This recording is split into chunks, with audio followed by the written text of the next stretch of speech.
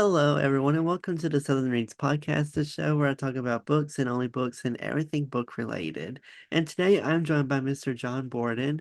John is an author, public speaker, award-winning strongman competitor, a 100-mile ultramarathon runner, a globally ranked HIIT athlete, personal trainer, mental health coach, and owner of Get Psyched Fitness. But it wasn't always that way. Through his teens and 20s, he struggled with addiction, anxiety, and depression. He was reckless, hard-headed, and one more bad decision away from destroying his life. He documented the transformative journey in life reclamation process, and your mindset is your reality. And through his writing, he asks others to question just how high they can fly. So, I would like to give a huge welcome to John for coming on the podcast. I appreciate you for taking time. And this actually isn't our first time meeting. He actually came on my Lethal Venom podcast, which that episode, if you wanted to check out, if you wanted to hear more about his background and story, I highly suggest you to go check out that episode. I'll link it below.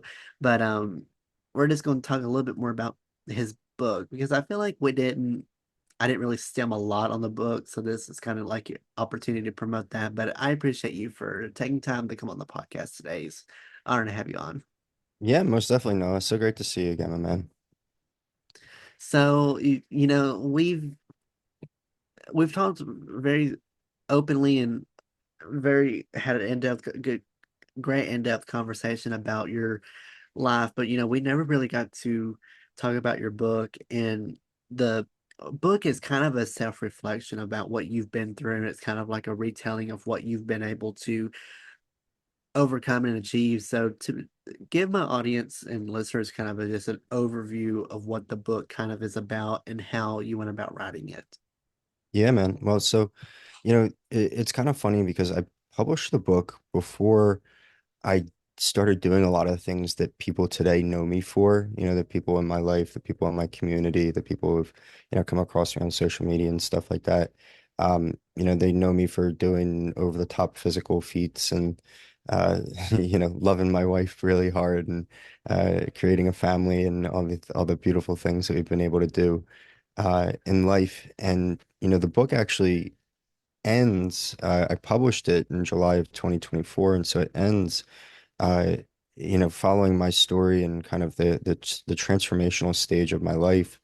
Uh, and it ends before I like really start to get hardcore into the physical stuff.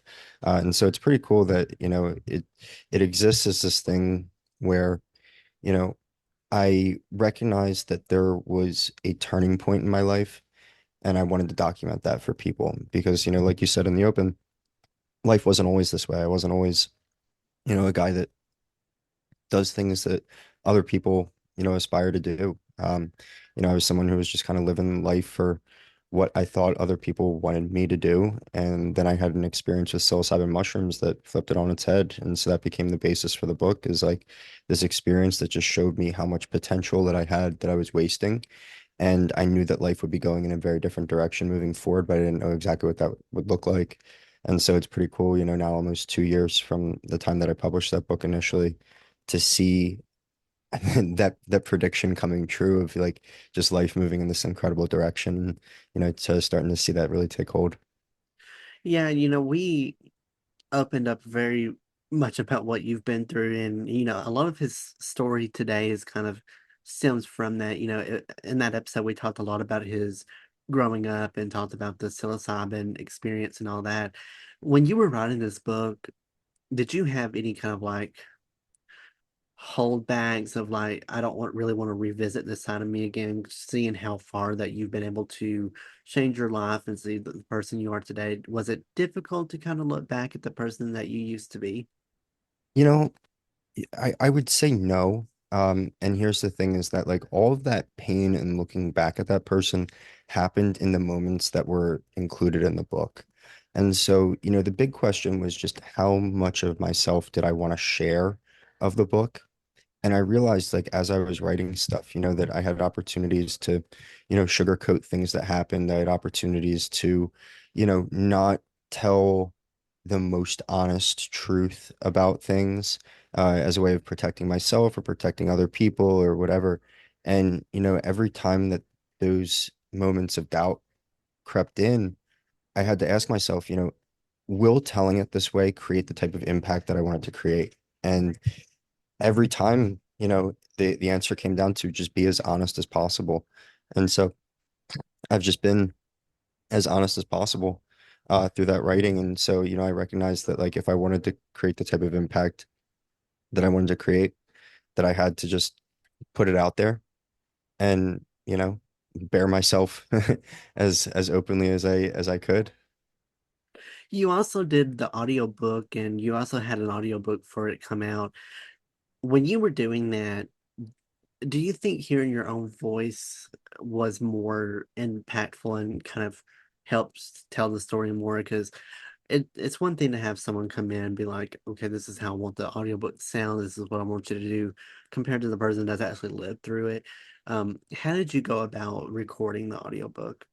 Well, I set up in my closet and went to town and had uh recorded it all the way through probably 4 times before realizing that, the way that it was coming out just wasn't hitting the way that I would hope it hit, in terms of the impact that it had.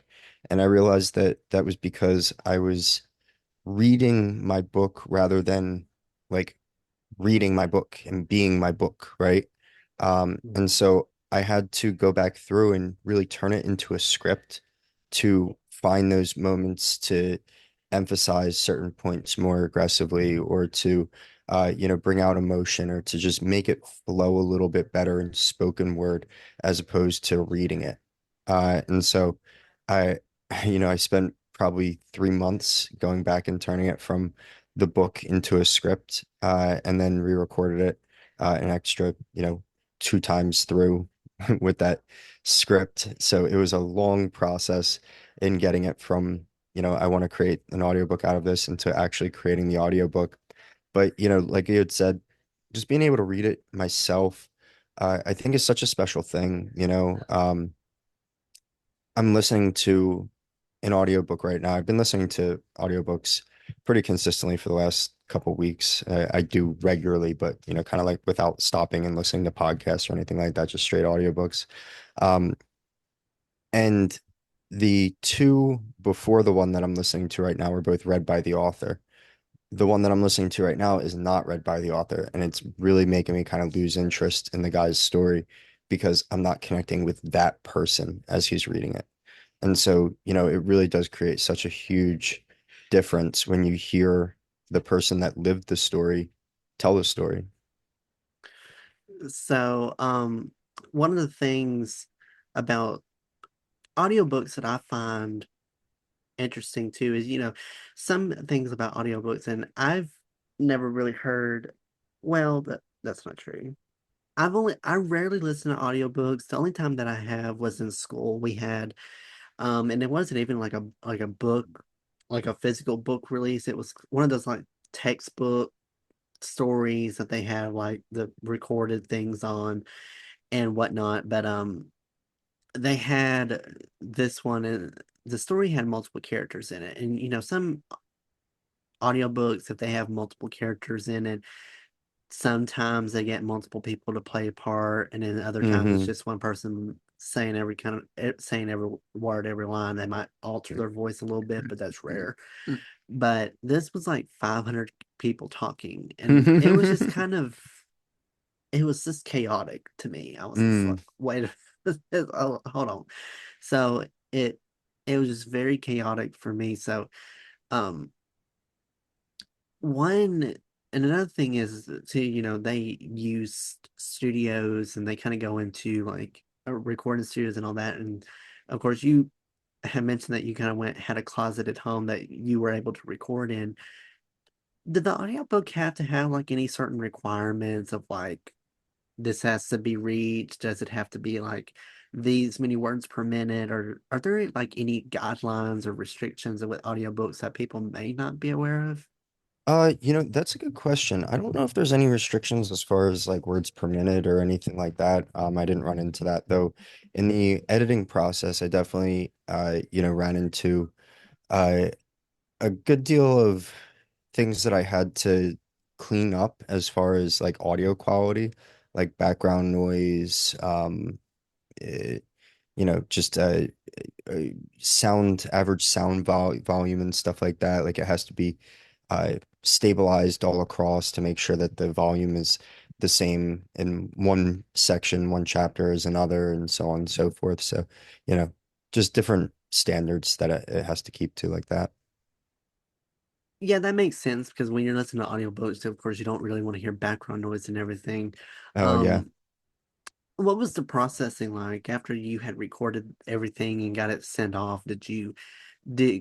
Were you able to kind of self-publish, or did you have to go through like a company to get it approved and have to get it proof heard hmm and make sure that it kind of met all the requirements, or were you able to just record and post it on your own?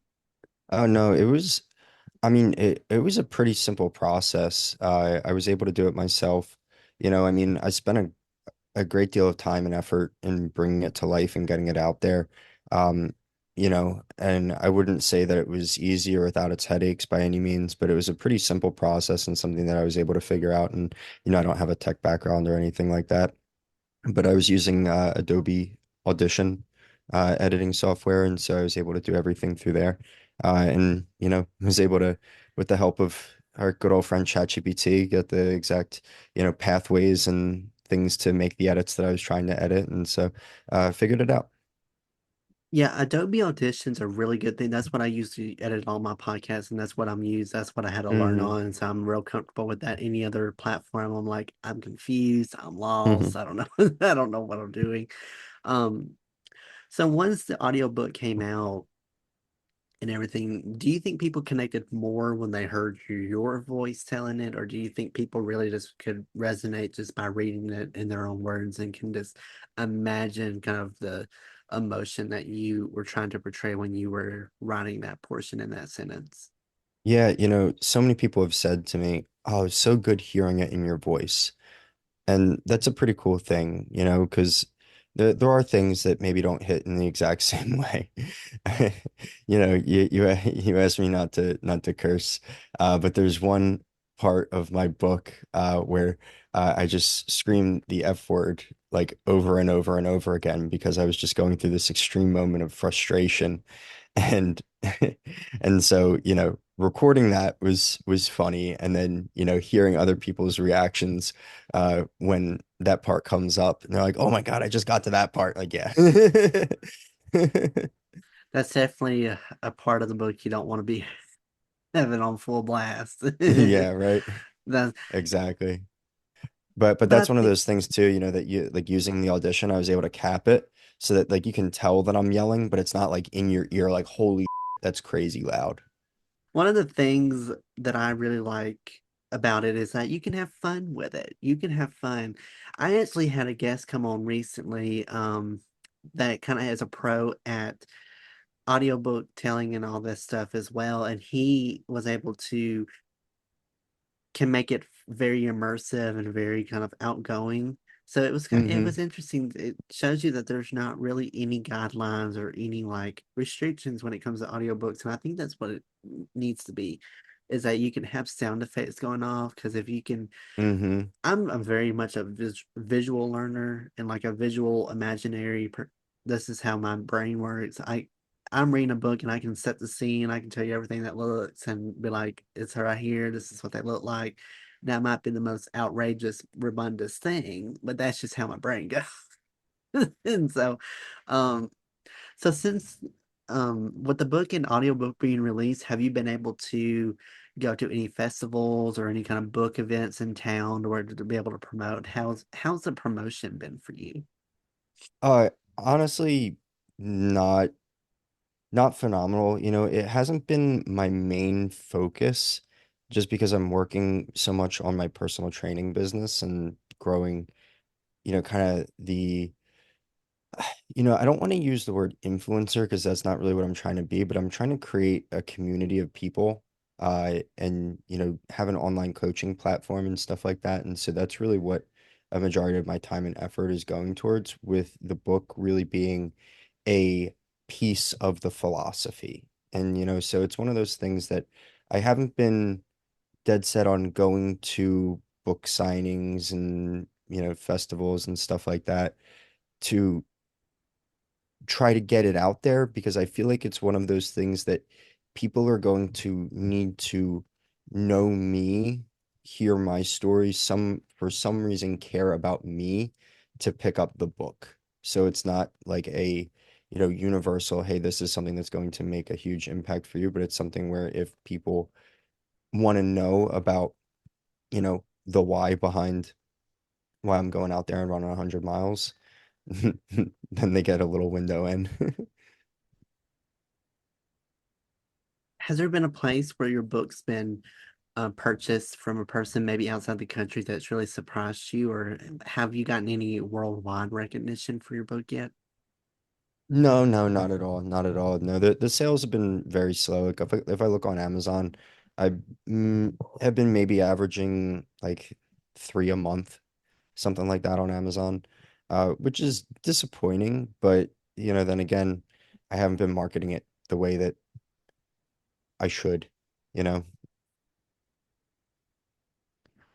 Marketing and promotion is really hard because it's hard to determine w- how to do it appropriately without that being your brand, because some people turn marketing and all that into their whole brand. It's their whole personality when they're trying to sell books, and it gets very redundant because you can't escape it. But then you don't want to do it too little because it's not going to perform well. So it's difficult promoting when it comes to books because people sometimes don't like the over promotion, but then some people get mad when you don't promote it because then they could say, "Well, I didn't know you had a book out. I didn't know this was out," type Yeah. of thing. So it's I will say that's really hard um to go about because you don't know exactly how to go about it.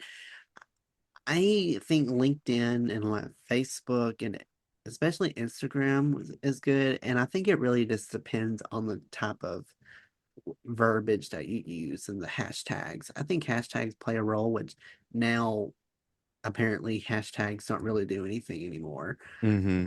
It used to, but now people when they are creating captions, and this has been on multiple platforms I've seen, they just don't use hashtags anymore. So it's always changing, so it's difficult to determine and find that common ground of like, well, should I be um promoting it this way with hashtags? Should I be using that certain books? I usually use book hashtags kind of designated for the book, but it's hard. It's really hard. Um, since the book's out, did you feel kind of a sense of relief, or did you find any of the writing process self-therapeutic for you, knowing that you have been through so much and you've been able to overcome a lot? Did this kind of help you kind of cope with a lot of what you've been through? It definitely helped me to think about it again, reflect on things, understand the importance of it, give gratitude for all the little things, the small steps along the way. Was there a story or a particular event that happened in your life that you were really hesitant about putting in? Hmm. I mean, yeah, I would say that the most difficult part it was deciding how to talk about my sex addiction when I was really struggling in my addictions. Because I mean, it was a lot easier to talk about the substances like alcohol and coke and stuff like that. But the real why behind why I was doing all that was because of, an addiction to validation, which played out in sex, right? So it was just like a very winding story, and it's like, okay, how do I talk about this in a way that makes sense for the reader, but without also going into like way too deep of a psychological rabbit hole. Right. Has anyone reached out from the people that have purchased the book and have read it? Have people reached out to you saying that they've been through similar situations? And if so, how has that felt for you, knowing that some people are out there that have related to you and can relate to what you have? Mm, been through. dude, it's awesome. So many people have mentioned, so many people from different backgrounds and different stages in life and everything imaginable, different shapes, sizes of people have said that they relate to something from my book.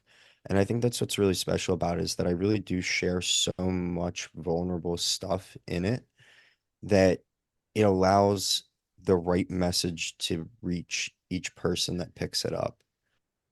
For some people, that might be, one part of the story. For another person, it might be something completely different. But to a person, everybody that's told me that they've read my book has followed up with, and dude, I couldn't believe blank. I was just like that. I experienced something just like that. It's really nice. When you look back at your life, how were you scared about when you were writing it and publishing it? Maybe there were some people from your past that had not really fully knew about what you've been through. Did you have any of those moments of like scared of like, oh, they're going to learn and read this for the first time? Or were you worried about some people reading the book if they did have the chance to read it? Most definitely. There's so much again, so much vulnerable stuff that you never know who's going to resonate with what, and you also don't know who's going to be hurt by what, who's going to, you know, not feel like I was honest with them in certain parts of life about things and how they might take that, how my understanding of things maybe differed from theirs. And there's just so many little things that go through your mind. But at the end of the day, I just had to be as open and honest as possible because, if I shied away from that, then it loses its impact. It loses its meaning to me. It loses its meaning to other people. And so, you know, I, it doesn't matter what other people might think. It matters what I think of what I'm putting out. And so that was the overarching theme. Going forward, what are some things that you would like to do with the book? And do you have any kind of other stories or anything that you're working on that you have been writing on, or was this kind of a one and done experience? I've experienced this, done it. I don't think I'll write it anymore. No, I really do enjoy writing, and I'm actually writing right now something that's like sort of a PDF tell all about my training, my mentality, certain habits that I have, different things like that. And I'm calling it the Psycho's Guide for Life. Psychos being, the people of Get Psyched Fitness. And so it's called the Psycho's Guide for Life. And there's a number of personal stories in there, though it's less, tell all emotional, kind of foundational and more, okay, this is how I built myself from the person that existed at the end of your mindset is your reality and built myself into the person that I am today. And so, yeah, I'm in the middle of bringing that to life right now. It's near completion. I don't know exactly what it's going to be yet, but I think it'll, probably be something that I either charge a few bucks for, or maybe give away as part of a membership to an online community or something like that. Well, if anyone checks out your books and they read it, what's the big key takeaway that you want people to get from when they read your book? I want people to understand that they create their reality through how they think about themselves, how they think about the world around them. And, if you're listening to that and you're saying that's BS, I don't resonate with that. Maybe take a second thought because I was somebody who would have responded that exact same way 4 years ago. And 3.5 years ago, I had the experience that changed my life that showed me that I do, in fact, have the ability to create the life that I want. And 3.5 years removed from the experience that changed my life and the experience that's in your mindset is your reality, I went from an alcoholic, a cokehead, addicted to women and porn and gambling and yada yada yada to a business owner, a father, a 100-mile ultramarathon runner, a pillar of the community, and you know, I'm just going to say a good person, a good person. And it's nice to be able to say that uh, coming from where I was just a short time ago. But it all comes down to knowing that I contain the ability to create the reality that I want. And I want everybody listening to me to know that for themselves is that you have the power to create the life that you want, period. Well, John, I appreciate you so much for taking time out of your schedule to come on the podcast today to share your story and to share this book with my audience and everyone. For people interested in the book, where can they go to learn more information and where can they go to follow you as well so that they can stay up to date about what you have going on and can really connect with you and to support you on your journey? Yeah, so the book is mostly available through Amazon, Amazon, Audible, excuse me, Kindle. You can also get it on Apple Books. Me, myself, though, you can find me on Instagram. That's the best way to connect with me. I'm at Johnny B, JohnnieBe, Johnny B. Yeah, Instagram's the best way. You can go to getpsychedfitness.com. You can go to psyched, get_psyched_fitness on Instagram as well. Not as active as on there for the business, but I'm trying to be more active. But yeah, Johnny B, IG. And I will put all of these links and stuff in the description box below if you are interested in checking out his website, socials, book information will be all down below for you guys. So feel free to go and support him and find him on all the socials. You can also follow me on the socials as well. You can follow me on Instagram and TikTok at southern.reads.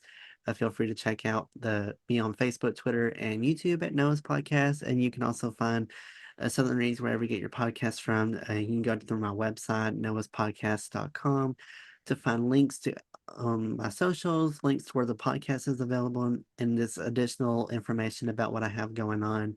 If you liked today's show, feel free to follow or subscribe so you get notified of when new episodes like this come out in the future. I appreciate you all so much for tuning in to today's episode. Hope you really enjoyed it. Have a great rest of your day. Be safe, and I will see you in the next episode of Southern Reads.